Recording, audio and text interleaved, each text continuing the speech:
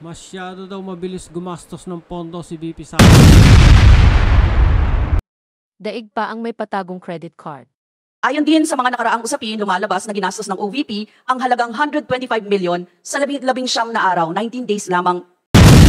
Sa findings ng COA on 2022, in-spend ng Office of the Vice President ang 125 million pesos na confidential fund in 11 days.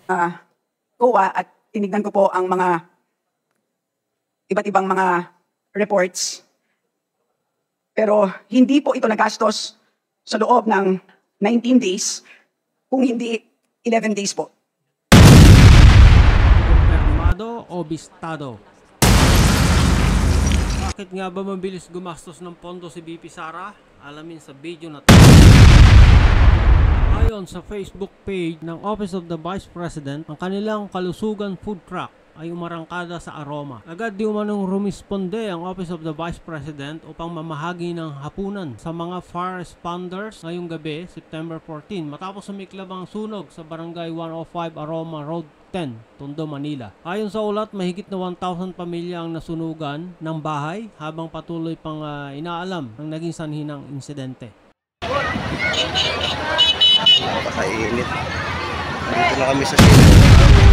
Ayon naman kay political strategist Malut Tequia, matapos na apula ang sunog kahapon, hulaan nyo kung sinong nandoon. Nauna, tumulong yung ahensyang gusto ni Speaker at Chairman ko at Rep Kimbo na alisan ng pondo para tumulong sa bayan. Di ayuda ang bigay, serbisyo. ito ay dahil sa balak ng mga kongresista na tapyasan ang pondo ng Office of the Vice President. Ayon sa ABS-CBN, the House of Representatives is planning to cut 1 billion pesos from the proposed 2025 budget of the Vice President Sara Duterte's office. ACT Teachers Party List Representative Franz Castro said Wednesday, the Office of the Vice President is seeking a 2.03 billion budget for the next year.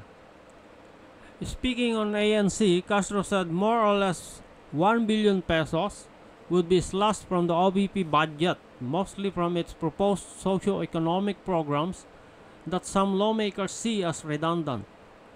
Castro said the House Appropriations Committee was already resolved to implement the cuts whether or not Duterte attends the next hearing on her office proposed budget.